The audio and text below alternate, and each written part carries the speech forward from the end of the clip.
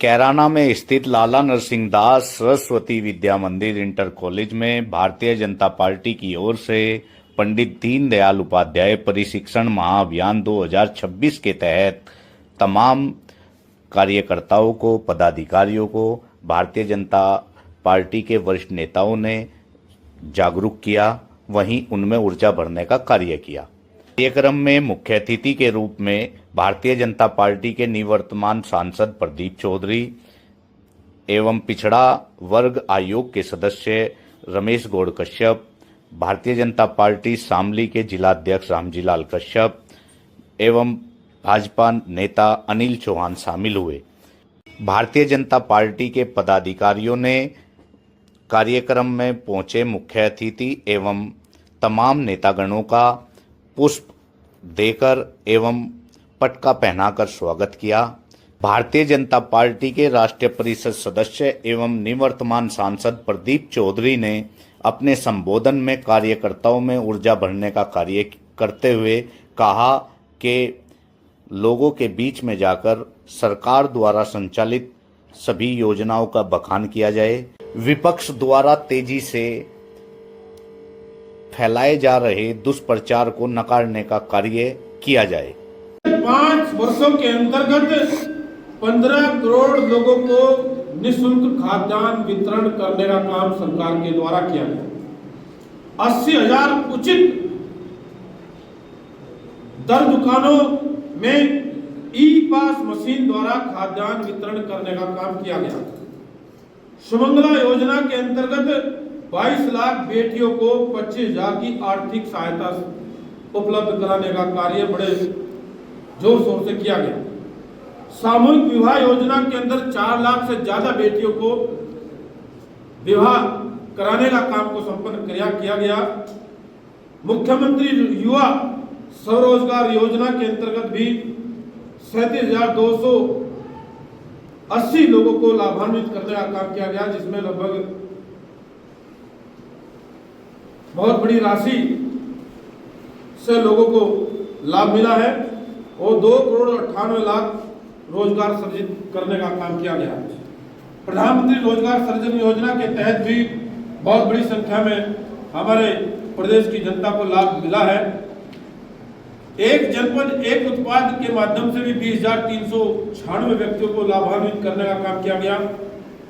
विश्वकर्मा सम्मान श्रम सम्मान योजना के अंतर्गत 4 करोड़ 20,000 व्यक्तियों को प्रशिक्षण देकर के टूल किट उपलब्ध कराने का कार्य किया गया। अनुसूचित जाति जनजाति व्यक्तियों के प्रशिक्षण की योजना के अंतर्गत 54,636 व्यक्तियों को प्रशिक्षित किया गया। अन्य पिछड़ा वर्ग प्रशिक्षण कार्यक्रम योजना के अंतर्गत भी 17,848 व्यक्तियों को प्रशिक्षित किया गया।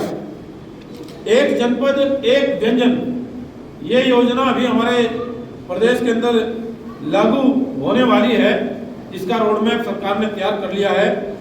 जिस प्रकार से 1 डिस्ट्रिक्ट 1 प्रोडक्ट यानी कि एक उत्पाद होता था, इसी प्रकार से एक जनपद होगा, एक व्यंजन होगा, यानी कि खाने का कोई आइटम सिलेक्टेड होगा जो उस जनपद का प्रसिद्ध व्यंजन होगा, उसको सिलेक्टेड कर करके उसके लिए भी बजट का प्रावधान किया जा रहा है।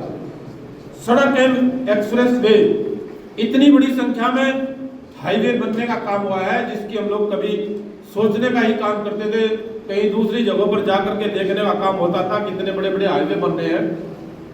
आज हम अपने जनपद के अंदर भी इन हाईवे को देख पा रहे हैं। बहुत बड़े स्तर पर सरकार ने काम किया है और हमारा जनपद शामली तो वो जनपद है जिस जनपद के बारे में हम लोग बड़े गर्व के साथ ये कह सकते हैं कि हमारे जनपद से ज्यादा हाईवे आसपास के जनपद में शायद ही किसी को हो। 20-30 जनपदों में भी शायद 5-5, 6-6 हाईवे देखने को नहीं मिलेंगे जो हाईवे आज हमारे जनपद शामली के अंदर देखने को हम लोग को मिल रहे हैं। यह आप लोगों की सरकार की उपलब्धि का ही एक परिणाम हम लोग को देखने को मिला। हवाई अड्डों की संख्या बहुत तेजी से सरकार ने चालू की है। अगर मैं इस माइक को बंद कर दूं तो कैसा रहेगा? हमारा पार्टी का जो अभियान चल रहा है, मंडल स्तर पर मंडल के टीम के पदाधिकारियों को प्रशिक्षित कर करके प्रशिक्षण वर्ग जो चल रहे हैं उसी के निमित्त आज कैराना नगर का जो कार्यक्रम था अपना सरस्वती शिशु मंदिर इंटर कॉलेज के प्रांगण में मेरा सत्र यहाँ पर दिया जाना था। उसी के निमित्त आज मुझे यहाँ आने का अवसर मिला और अपना विषय अपने कार्यकर्ताओं के पदाधिकारियों के बीच में मैंने दिया। सरकार ने क्या किया है, पार्टी का क्या उद्देश्य है, पार्टी किस प्रकार से लोगों को अच्छा कार्य दे सकती है और पार्टी के दिए हुए किए गए कार्य को, किए गए विकास को लोगों तक पहुंचाना, यही उद्देश्य हमारा इस प्रशिक्षण वर्ग के माध्यम से चल रहा है। अच्छा एमपी साहब, क्या कैराना में ही है या तमाम जगह ये कार्यक्रम आयोजित? पूरे प्रदेश के अंदर ये अभियान चल रहा है और मैं समझता हूँ कि सभी लोगों तक अपनी बात पहुँच सके, ऐसा भाव लेकर के हम सब ने पार्टी ने तय किया है कि लोगों तक अपनी बात ठीक प्रकार से पहुंच सके। क्योंकि विपक्ष के लोग भ्रामक प्रकार का जो प्रचार करने का काम करते हैं, झूठी बातों को लोगों तक पहुंचाने का जो प्रयास कर रहे हैं, उससे लोगों को कैसे बचाने का काम किया जा सके, लोग पैनिक ना हो। जिस प्रकार से अभी आप लोग देख रहे हैं किस प्रकार से पैनिक लोग हो रहे हैं, कुल मिलाकर के जो विपक्ष के लोग भ्रामक प्रचार करने का काम करो, भ्रामक प्रचार से कैसे बचने का काम लोग हो सके, ऐसा 2027 का चुनाव आ रहा है, इसे लेके भारतीय जनता पार्टी क्या एक कार्यक्रम आयोजित करके अपने कार्यकर्ताओं में ऊर्जा भरने का कार्य कर रही है? निश्चित रूप से भाई ये उद्देश्य तो हमारी भारतीय जनता पार्टी का हमेशा रहता है। वैसे तो हमारी भारतीय जनता पार्टी के सभी पदाधिकारी कार्यकर्ता इतने सक्षम रहते हैं और कभी भी कोई भी कार्यक्रम थे उसको हर प्रकार से सफल करने का काम करते हैं। आगे और भी मजबूती के साथ हम लोग खड़े होकर के लोगों तक अपनी बात पहुंचा सके।